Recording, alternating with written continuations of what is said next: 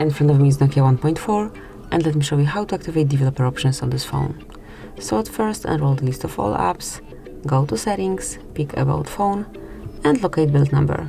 Now tap on it 7 times, and then provide your screen lock. Tap on next, and that's it. As you can see, from now on, you're a developer. So let's go back then, pick system, enroll advanced, and click on developer options. And here you can smoothly use all of them.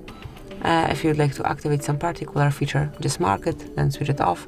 And to deactivate developer options, just use this first switcher, and as you can see, it's no longer active, and also it will disappear from system options. And that will be all. This is it. Thank you for watching. Please subscribe our channel and leave the thumbs up.